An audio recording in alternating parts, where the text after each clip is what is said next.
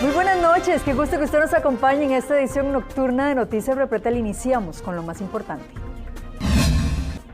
El OIJ capturó a otro extraditable al chocarle su carro para detenerlo en Cartago. Francia lo requiere por narcotráfico. La Municipalidad de Goicoechea pide un mapeo del estado de las alcantarillas tras la caída del menor en una de ellas. El niño aún no aparece. La baja participación de los jóvenes en las elecciones podría repetirse en el 2026. Un 12% no lo hizo en el 2022 y hoy cerró el plazo para inscribirse en el padrón. Casi la mitad de los ticos utiliza la inteligencia artificial. Muchos lo hacen como asistentes virtuales. Iniciamos.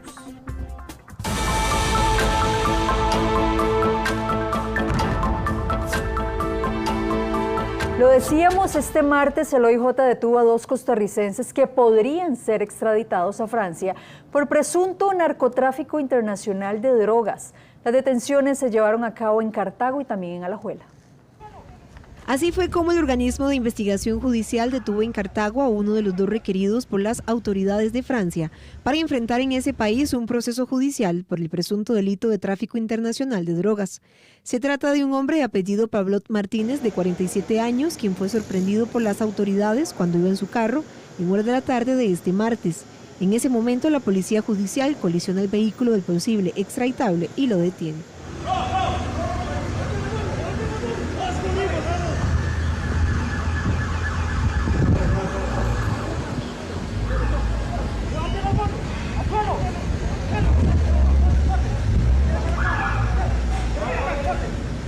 Además, detuvieron en Alajuela a otro hombre de apellidos Restrepo Osorio, de 40 años, requerido por el mismo país y por el mismo delito. Ambos son de nacionalidad colombiana y naturalizados costarricenses. El OIJ recibió una solicitud de las autoridades policiales de Francia, ya que al parecer estos hombres están vinculados al narcotráfico. Además, estas 2 personas se convierten en el 7º y 8º costarricense que podrían ser extraditados. Y se suman a la lista de Celso Gamboa, Edwin López, alias Pecho de Rata, Jonathan Álvarez, alias Gato, Johnny Angulo, alias John Cadenas, Jordi Picado, alias Noni, y José Villalobos, alias Boligoma. Ambos sujetos quedaron a las órdenes judiciales, quienes recibirán la documentación oficial enviada por Francia para el proceso de extradición. Una vez recibidos dichos documentos, un tribunal penal analizará si se cumplen todos los requisitos legales para proceder con la extradición. Y coordinará junto con las autoridades francesas el plazo para que sus representantes vengan a Costa Rica a llevar a cabo el proceso. Y el 7 de octubre será el día clave para el exmagistrado Celso Gamboa. Ese martes conocerá la resolución de la solicitud de extradición por parte de Estados Unidos y a la vez finalizará el juicio que están siguiendo en su contra por el delito de uso de documento falso. Su abogada explicó que la coincidencia en las fechas les afecta debido a que tienen 3 días para preparar la apelación. Además, aseguró que no esperan un fallo objetivo. Los alegatos de nuestra defensa son aproximadamente de 400 páginas, ¿verdad? Entonces, el 7 de octubre que se dicte esa resolución, además la ley solo a 3 días para apelar, habrá que comunicárselo a él en algún momento del debate, porque así tiene que ser. Esperemos que el juez lo haga en horas hábiles, incluso para aprovecharlo, porque también tenemos problemas de ingreso. Y de todas formas iba a ser complejo. El 7 de octubre está el debate, uno siempre iba a ser complejo para la defensa, porque no podemos anticiparnos a lo que vaya a decir el juez, aunque tenemos pues algunas, tal vez tenemos alguna visión sobre hacia dónde puede ir la resolución, y tratar de adelantarse uno en caso de que la otorgue, pero sí va a ser complejo, sobre todo para él.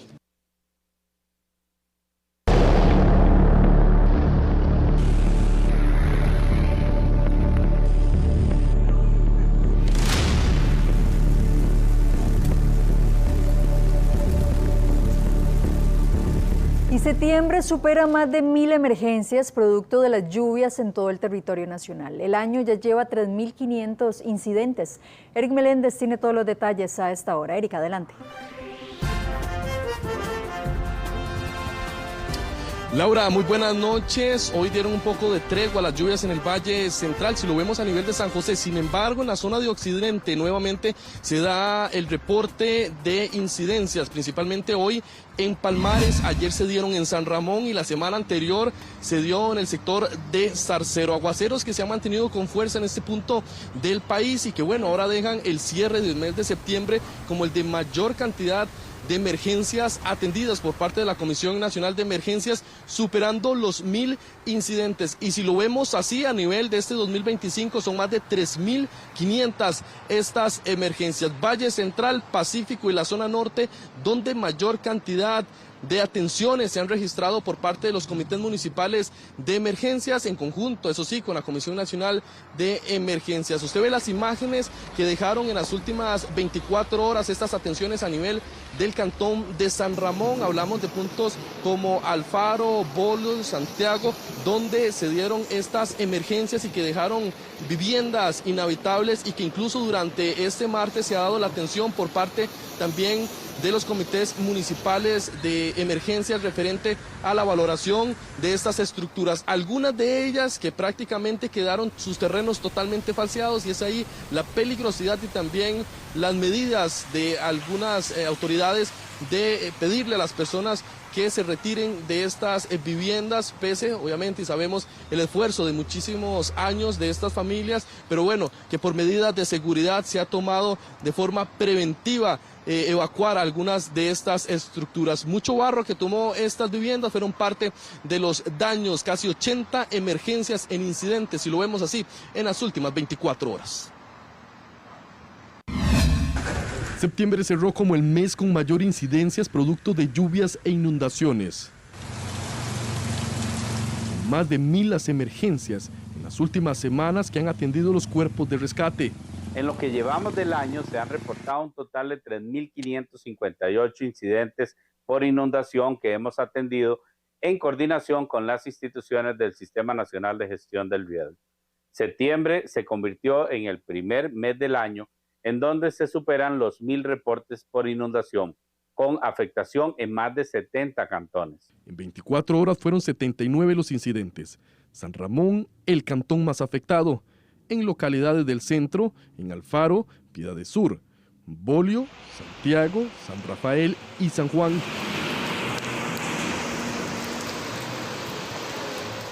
Varias familias lo perdieron todo. Deslizamientos que afectaron parte de los electrodomésticos y que tomaron por completo las estructuras. Porque había una tapia ahí arriba y esa también se reventó y se vino. Pero aquí estamos, sudando la gota, como dicen. Cama casi que pérdida, los sillones, a ver si se pueden recuperar, cocina y refrigerador, así, eso ya es un poco difícil. Son aparatos eléctricos, entonces con el agua ya es un poco más difícil. Hay rutas con trabajos y limpiezas en carretera que generan un paso regulado hacia el cantón de San Ramón. Como la ruta 745 a la altura del puente Barranca, la 705 hacia Piedad del Norte, la 702 hacia Abajo Los Rodríguez, la ruta 1 en Santiago hacia el Empalme. Los suelos tienen más de un 80% de saturación. La Comisión Nacional de Emergencias advierte ante la alta peligrosidad con la llegada del mes de octubre, el cual es históricamente el que mayor cantidad de incidencias registra. Ante esto, se pide mucha cautela en zonas propensas a inundaciones y deslizamientos. Y es que la alerta amarilla se continuará en el territorio nacional, principalmente de forma preventiva. Viene el mes más lluvioso históricamente, octubre, y ante esto también ese reforzamiento en las condiciones lluviosas que llevan a tomar esta medida de forma preventiva en todo el país. Para las próximas horas, ¿qué nos puede esperar, Laura? Bueno, vendrán más lluvias, principalmente en la zona del Valle Central, el Pacífico y también la zona norte, donde en las últimas semanas se ha dado esa gran cantidad de lluvia, registros históricos, y que además mantiene una saturación que supera hasta el 90% de los suelos. Es por eso que se pide esa cautela a estas personas que viven en zonas propensas a inundaciones y deslizamientos. 150 puntos que monitorea y lleva muy de cerca la Comisión Nacional de Emergencias ante esta alta peligrosidad a deslizamientos que se han vivido en el país en las últimas semanas. Eric, muchísimas gracias por los detalles. Y la zona norte, la península de Nicoya y el Pacífico Central son 3 de los puntos más vulnerables a inundaciones. La activación de la zona de convergencia intertropical mantendrá condiciones propicias para que se presenten fuertes aguaceros en gran parte del país. Recordemos que esta región es donde se encuentran los vientos alisios de los hemisferios norte y sur, lo que provoca más lluvias y tormentas. Tenemos inestabilidad, además de esto aunado a condiciones locales como el calentamiento matutino, como el ingreso de humedad y algunos otros factores en la atmósfera media y alta que hacen que las precipitaciones sean las habituales del mes. Precipitaciones que se dan particularmente durante la tarde y que en el caso de la vertiente del Pacífico, en este periodo en particular, en el Pacífico Central y parte del Pacífico Sur, tienden a ser un poco más extensas, es decir, que no solamente se dan en el periodo vespertino, sino que también se extienden a las primeras horas de la noche. El Instituto Meteorológico Nacional advierte que las montañas de la zona norte, península de Nicoya y montañas del Pacífico Central requieren especial atención, ya que podrían registrarse inundaciones repentinas o deslizamientos. En estos puntos, la saturación de los suelos es superior al 90%, lo que incrementa el riesgo de incidentes. En la zona norte, en las montañas del Caribe y también en el Valle Central vamos a tener lluvias de variable intensidad, desde lluvias débiles, ocasionales, hasta la posibilidad de generarse aguaceros con tormenta de fuerte intensidad, pero siempre dándose particularmente en el periodo de la tarde.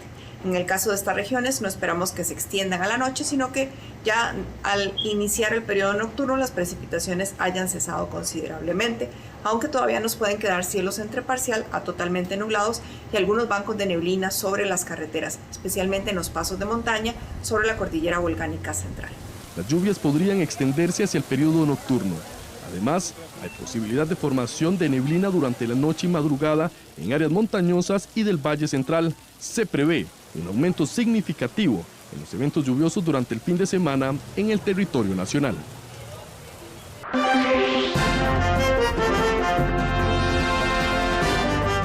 Y en menos de un mes, la Municipalidad de Goicoechea deberá presentar un informe sobre el estado del alcantarillado en el cantón.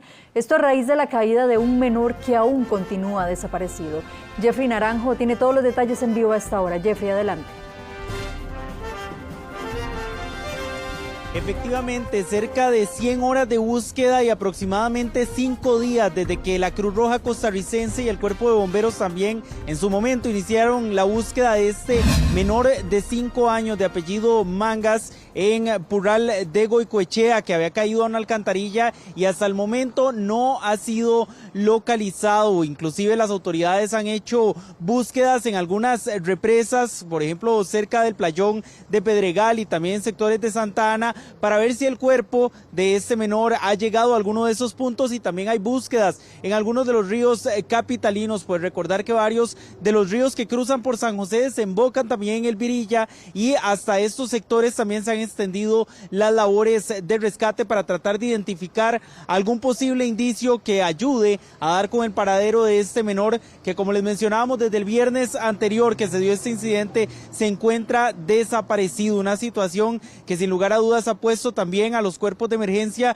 en esta búsqueda intensiva, que aún no se ha suspendido y continúan aún pues realizando y recolectando los indicios que puedan dar alguna pista sobre el paradero de esta persona. Noticias Repretel conversó con algunos familiares de la madre de este menor, pero también con la Cruz Roja costarricense sobre estas labores de búsqueda. ¿Qué dijeron? Veámoslo de inmediato. Que por favor no paren, porque la esperanza de nosotros no ha muerto, la esperanza sigue ahí, y lo que queremos es que por favor pongan la mano en su corazón y que no paren con la búsqueda del bebé. No sabemos nada. El objetivo es no dejar algún punto que no haya sido revisado, sino que en este caso más bien de donde se genera el incidente, hacer recorridos hacia el oeste. Incluso también se está coordinando, para que se dé una idea, personal con la región de Punta Arenas para que ellos hagan incluso inspección en la zona ya del Tárcoles. Bueno, ya les mencionábamos, esto también ha sido un llamado de atención en cierto modo a los gobiernos locales, que algunos de ellos incluso han tomado medidas para evitar que este tipo de incidentes se repitan, y por ese motivo también esta misma semana el Consejo Municipal de Goicoechea aprobó una moción para que en plazo de 30 días se proceda con un mapeo del estado de las alcantarillas y de los sistemas pluviales del cantón, y así también algunas otras municipalidades, sobre todo en la gran área metropolitana, han ido implementando esta serie de medidas para intentar conocer pues cuáles son esos puntos de mayor riesgo, si se han tomado las precauciones del caso, si hay puntos donde se deben dar mejoras en estas situaciones, pero también qué deben hacer las personas cuando se ven en medio de una situación como esta. Porque muchas veces, por ejemplo, quienes son testigos de la caída de una persona a una alcantarilla, pues instintivamente tratan de ir a ayudarla. Algunas personas inclusive intentarían meterse, pero muchas veces esto puede ser contraproducente. ¿Qué se debe hacer? Se lo contamos en detalle a continuación.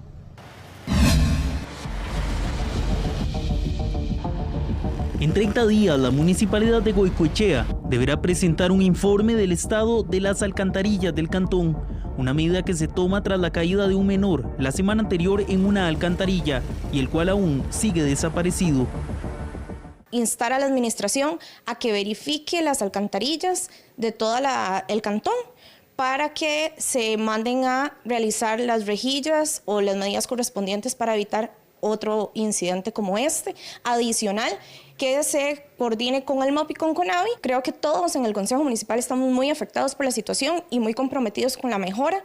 Los motivos por los cuales se dan estos accidentes son variados y las medidas para prevenirlos o qué hacer si usted de repente se ve en medio de una situación así son sencillas. Generalmente, bueno, primero son en caños de mucho caudal, a veces son por resbalones, errores de cálculo,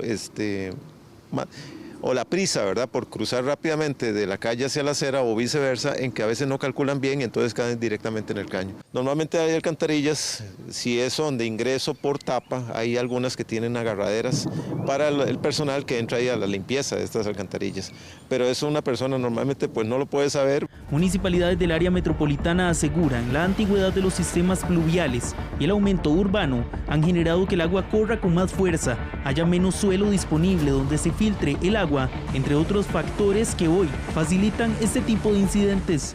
Durante muchos años la parte de control constructivo no fue quizás la mejor, y todo el mundo construyó sus casas utilizando el 100% de su terreno, no dejaron espacios para que el agua pudiese penetrar el suelo, y eso genera la situación que tenemos hoy. Las inversiones que se pueden hacer en alcantarillado pluvial se tienen que hacer de manera gradual porque son muy costosas, y eso es un tema importante. La mayoría de municipalidades del país no cuentan con una tasa para financiar los proyectos de infraestructura pluvial.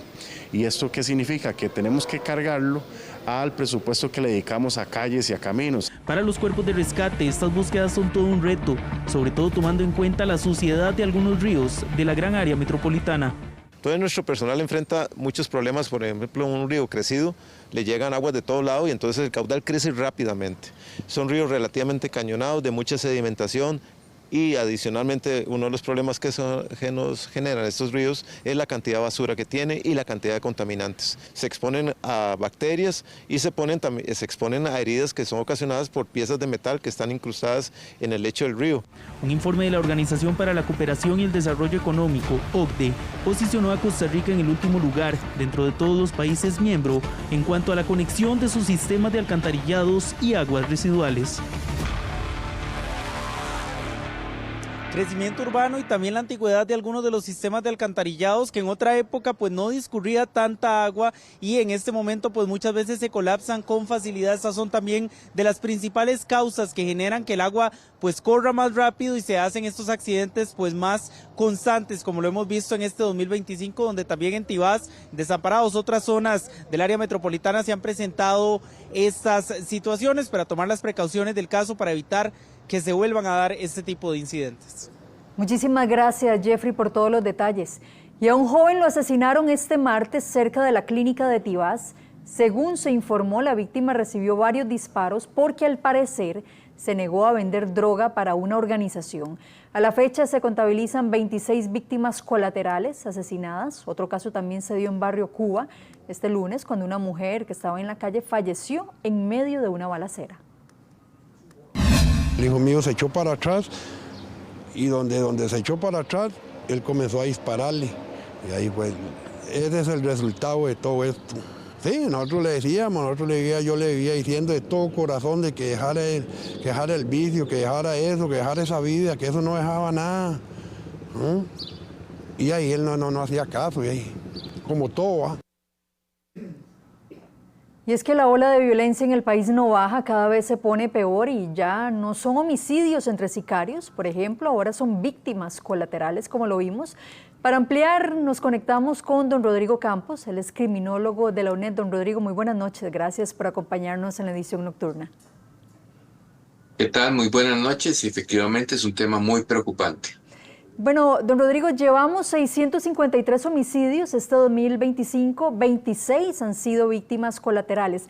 ¿Cómo se nos salió prácticamente esto de control a Costa Rica? Que hemos visto casos y hemos visto cifras bastante preocupantes, pero bueno, este año ha sido algo peor. Sí, efectivamente, pese a que se pone énfasis a la hora de informar en que se baja algunos casos, debemos prestar atención a la tasa de homicidios. La tasa de homicidios en el año anterior quedó por encima de los 16 puntos por cada 100.000 habitantes, y Costa Rica, por ser un país de ingresos importantes, altos, muy desigual, eso sí, pero con condiciones que podrían propulsar un buen desarrollo, no tiene actualmente el clima de paz necesario para poder hacerlo. Aunque algunos casos puedan bajarse a nivel, digamos, de este año, suponiendo que eso ocurriese, lo que deberíamos de aspirar es a tener una tasa de homicidios mucho menor, por lo menos la mitad de lo que está ocurriendo ahora. Y esto se salió de control justamente en estos últimos 2-3 años. Don Rodrigo, ¿qué se está haciendo a nivel país o qué no se está haciendo desde su punto de vista? Bien, muchas personas decían que era un tema de legislación y la verdad es que no. Nunca se habían aprobado tantísimas leyes en materia penal como ha ocurrido en este periodo legislativo, con más de 30 leyes relacionadas al asunto. Es decir, no es un tema de leyes. Es un tema de cárceles, dirán algunas otras personas. Bueno, tampoco, porque las cárceles vienen a servir de algo después de que han sido cometidos los delitos. Lo que sí dejamos muy de lado es el tema de la prevención, ¿verdad? También hemos dejado muy de lado el tema de la atención a las personas que tienen consumo problemático de drogas, como el ejemplo que recién se vio, y también el tema de persecución de los capitales que se generan con este tipo de delitos ilegales. Eso el país lleva años de no tomarlo en serio, de no entrar en esa materia, y por supuesto es muy atractivo para las organizaciones criminales invertir sus operaciones en un país como Costa Rica con tantas facilidades para hacerse millonario en poco tiempo.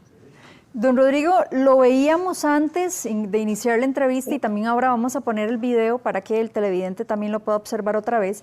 El caso que nos llamaba mucho la atención de Tibás, de este muchacho que no quiso vender droga, quería salir de la organización y pues bueno, a él también no le perdonaron eso.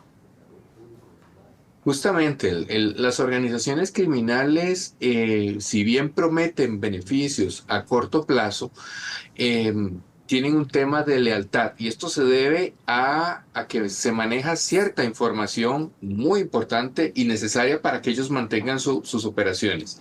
Las personas que acceden a un grupo criminal empiezan a conocer quiénes son los cabecillas, cómo es que se mueven las cosas, dónde están los asuntos, en qué horarios y demás, y por poca que sea la información van a tender a protegerlo. Principalmente cuando las leyes se recrudecen mucho, el secreto aumenta. Es decir, no es que porque existan leyes los criminales van a cambiar su modo de vida. No, simplemente ajustan su modo de operar para seguir evadiendo leyes, ya que esa es su manera de vivir, de obtener riquezas, y son muchas además. Entonces, por eso, la deslealtad lo castigan generalmente con la muerte, y vemos este tipo de casos tan lamentables. Don Rodrigo, en muchas de las organizaciones, la mayoría ahora son muchos jovencitos, 20, 30 años aproximadamente. Y bueno, ¿a qué es lo que se están enfrentando estas generaciones en estos momentos? Bueno, esto es el resultado de un modelo de desarrollo que no incluye a grandes mayorías. Las personas jóvenes no encuentran en la sociedad costarricense actual oportunidades de insertarse productivamente, sea en temas de formación académica, sea en temas laborales, artísticos, deportivos, etc. Costa Rica es sumamente excluyente. La desigualdad no tiene solamente que ver con cómo se distribuyen recursos, sino también las oportunidades que se derivan de esos recursos. Y Costa Rica no ha sabido generar política pública que integre a los jóvenes. Y pues obviamente eso es caldo de cultivo muy atractivo para algunos grupos criminales que ven en este sector un grupo grande de personas que pueden estar interesadas a correr con los riesgos por precios relativamente bajos, y que además los toman como un recurso desechable.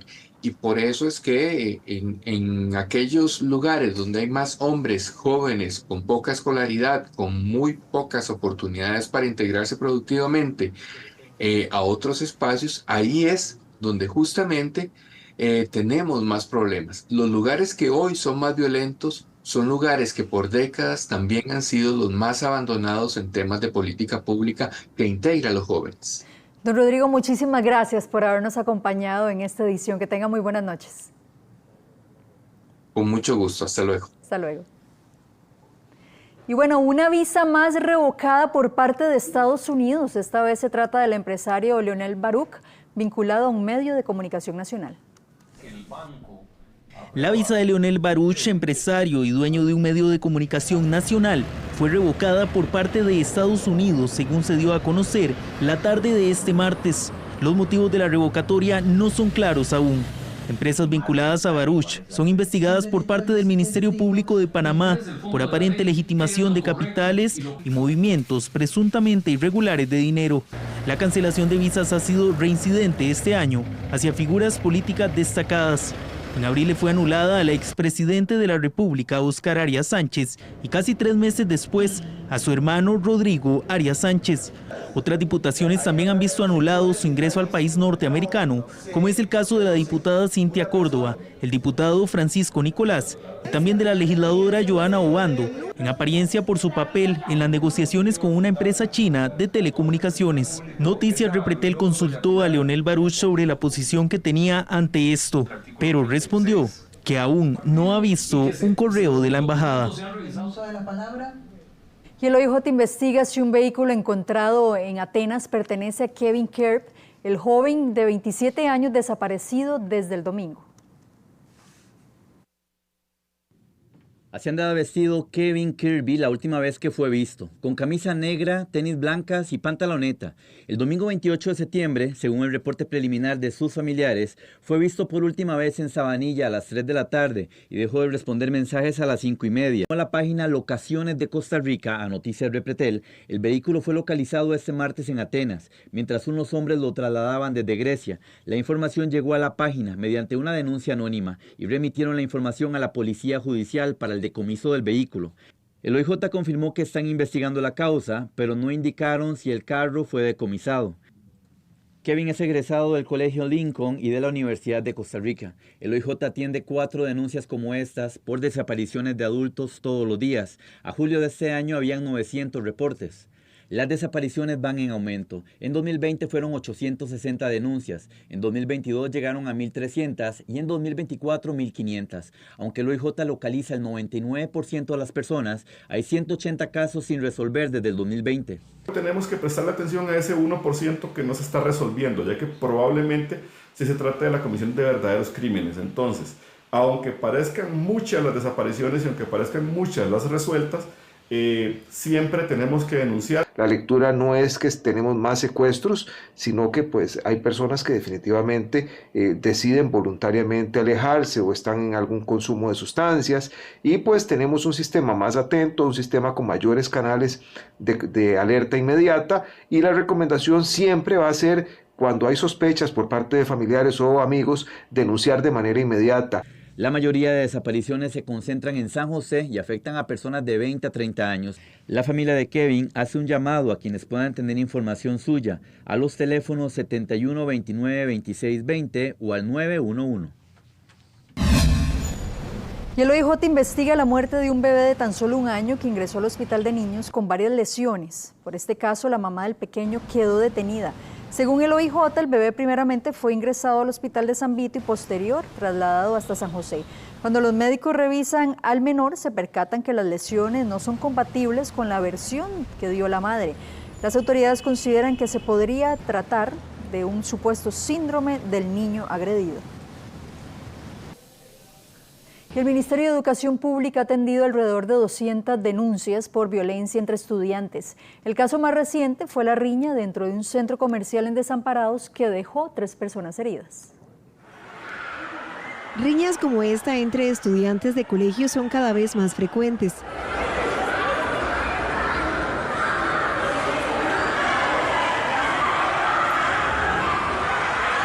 Las imágenes corresponden a un zafarrancho que aparentemente provocaron estudiantes del Liceo Monseñor Rubén Odio y menores externos a la institución dentro de un reconocido centro comercial en Desamparado Centro.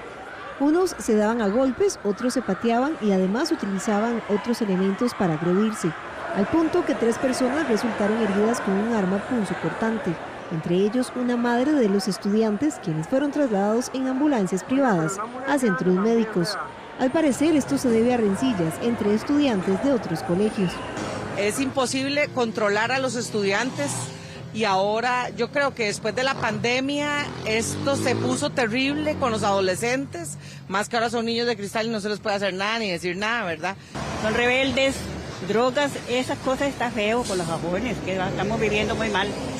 Y tener como más cuidado y estar pendiente de ellos y aconsejarlos más, como para que no ocurran esas cosas, ¿verdad? Tras esta situación, la Dirección Regional de Educación de Desamparados indicó lo siguiente. Los disturbios ocurren fuera del horario lectivo y de algún centro educativo. Se entiende que involucra a personas estudiantes y personas fuera del sistema. Sin embargo, el centro educativo activa protocolos de seguridad con fuerza pública para mantener la seguridad en la instalación. Sobre las personas afectadas deben establecer las denuncias a nivel judicial. A pesar de estar fuera de horario, los menores aún portaban el uniforme del liceo y según expertos, los involucrados pueden ser suspendidos temporalmente y hasta perder puntos en la conducta. En estas situaciones que se dan dentro de los centros comerciales donde hay ya situaciones que rayan en lo que es la parte delictiva, aquí debe darse inmediatamente lo que es también el aviso a lo que es la penal juvenil cuando estamos hablando de personas menores de edad, porque están infringiendo la ley y ahí ellos van a tener que enfrentar una sanción del tipo que se debe dar de acuerdo a las categorías que tiene la ley penal juvenil. Además, este caso ocurre 15 días después de que un grupo de estudiantes de colegios de Alajuela realizaron un zafarrancho dentro de un centro comercial después de los desfiles patrios, donde utilizaron sillas, mesas y varillas para agredir a los demás, entre ellos a los guardas de seguridad.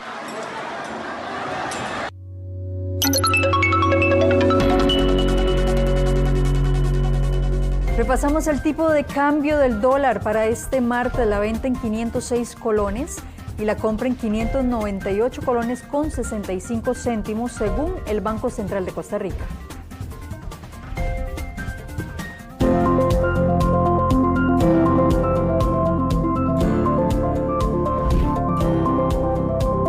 Y los ahorrantes de Decifin con más de 6 millones de colones recuperarán un 73% de su dinero. Los depositantes no garantizados de Decifin recibieron la mitad de sus ahorros sobre el exceso de 6 millones de colones y ahora obtendrán un monto adicional, con lo cual recuperarán un 73% de su fondo. Así lo autorizó la Junta Directiva de CONACYF tras aprobar una suma adicional de 55 millones de dólares. Después de los 6 millones, este tramo de los ahorrantes es el que va a tener el porcentaje que se está avisando en estos momentos, y esto corresponde justamente a la recuperación y la velocidad con que justamente estas entidades financieras tratan de buscar ese dinero que sigue pululando en algunas operaciones crediticias, y así también tener un final, entre comillas, lo más feliz posible para esos ahorrantes que hasta casi hoy, después de 18 meses, siguen esperando los fondos en sus diferentes bolsillos. Recordemos que 3 de cada 4 ahorrantes tenían ahorros por debajo de 6 millones de colones. En este caso, pudieron recuperar la totalidad del monto. El caso de Decifin es un caso que atañe a todos los costarricenses, aunque solo algunos hayan sido los afectados. Recordemos que para ingresar a la OCDE se crea el depósito de seguros, esto con el fin de garantizarle su dinero a los pequeños ahorrantes. Los recursos adicionales surgieron tras la venta de activos del BCR Leasing, Banco Improsa y Banco Catay. Según CONACYF, se mantiene en análisis constituir un fideicomiso como mecanismo de apoyo para el proceso concursal. Además, le piden a la población estar alerta ante posibles estafas. Por lo tanto, recomiendan no compartir información sensible. Y cada vez más ticos recurren al uso de gas en sus hogares. El consumo anual creció más de un 9%. El gas GLP es esencial en muchos hogares y comercios costarricenses para cocinar. Según datos de la Autoridad Reguladora de los Servicios Públicos, cada vez son más las personas que recurren a esta opción. En el último año, las ventas diarias crecieron un 8%, mientras que el consumo anual tuvo un alza del 9% respecto a años anteriores. Es porque nosotros no tenemos hay otras energías en otras partes del mundo, como el gas natural, que han suplido toda esta parte comercial, industrial, vehicular, ¿verdad? Y el GLP tiende a ser como la energía del hogar, ¿verdad? La de los cilindros. Sin embargo, en Costa Rica, como no trabajamos el gas natural, entonces el GLP ha suplido no solo esta energía residencial, que estamos acostumbrados a verla en un cilindro, sino que ha suplido toda la parte comercial e industrial. De acuerdo con los expertos, uno de los factores que influyen en este comportamiento es el precio, ya que lo hace accesible para muchas familias y empresas locales. Como se ha convertido, en este caso el GLP tiene un beneficio de precio, porque si vos te fijas, es el combustible que menos tiene impuesto único de los combustibles, comparado a otros que son 150 colones, 200 colones. El GLP en este momento es solo de 27 colones, incluso era de 56, y la Asamblea Legislativa lo bajó por 6 años al 50%, y tiene un subsidio cruzado con otros combustibles. Las mujeres representan la mayor parte de personas que usan gas GLP, especialmente aquellas que viven en zonas rurales, jefas de hogar con hijos y personas al cuidado. Por esta razón, expertos insisten que es vital seguir mejorando aspectos básicos, pero esencialmente como la seguridad del cilindro, la capacitación de las usuarias y la adecuada cantidad de envasado.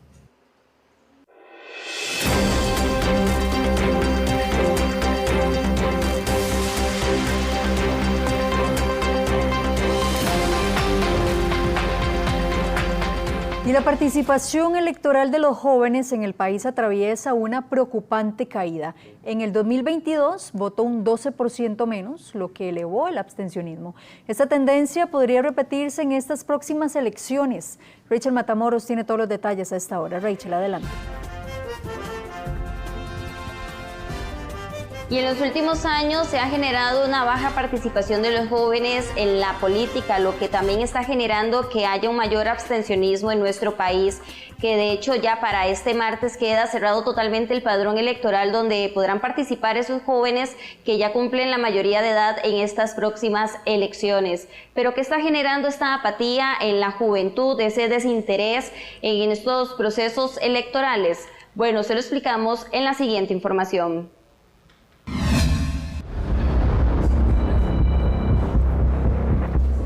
La participación electoral de los jóvenes en Costa Rica está en alarmante declive.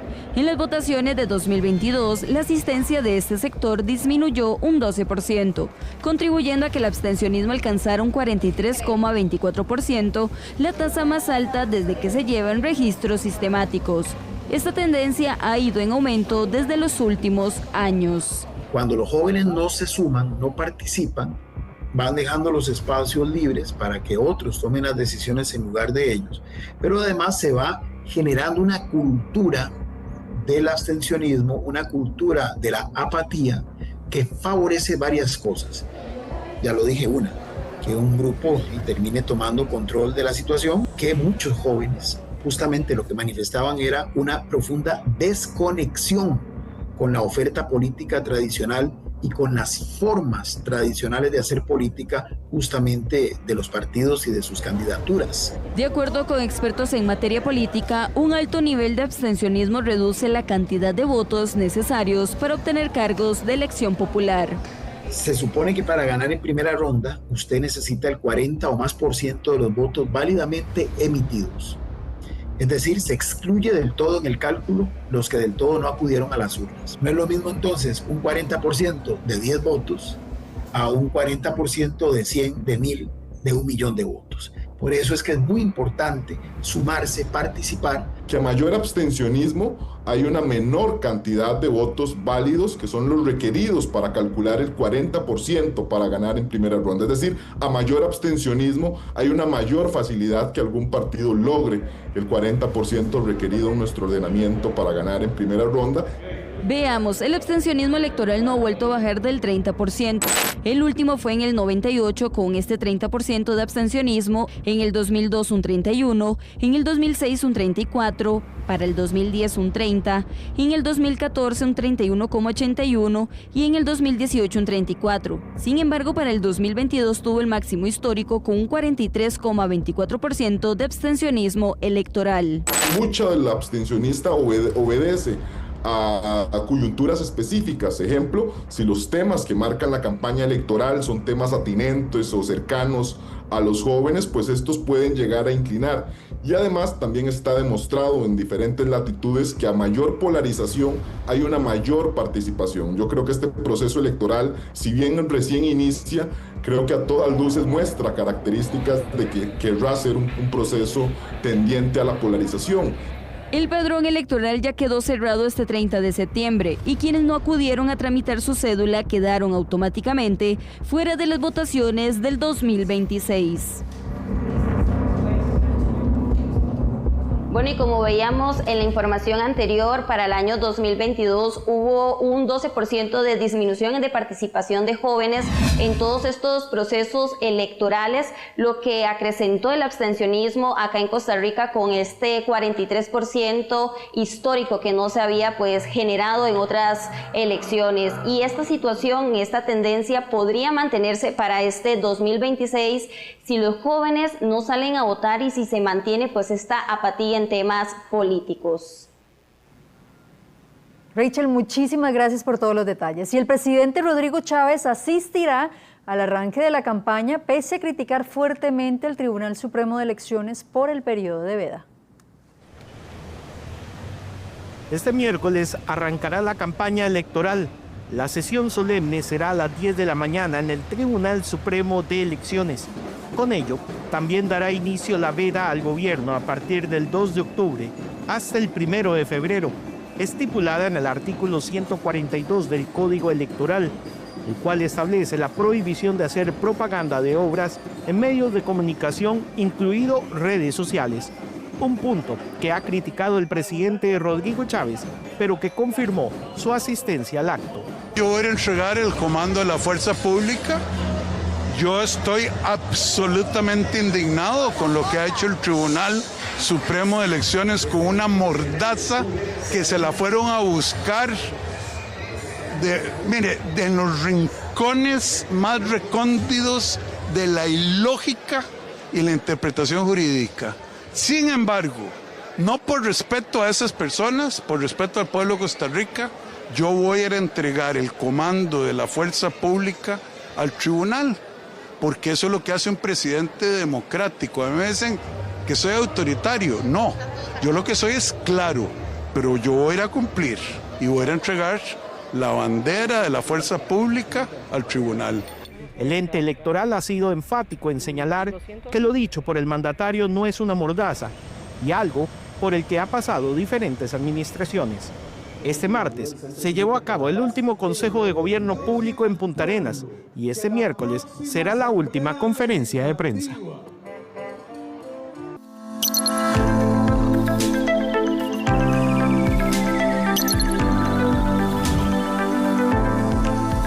Y la Universidad Nacional lanzó un nuevo estudio sobre el uso de la inteligencia artificial en el país.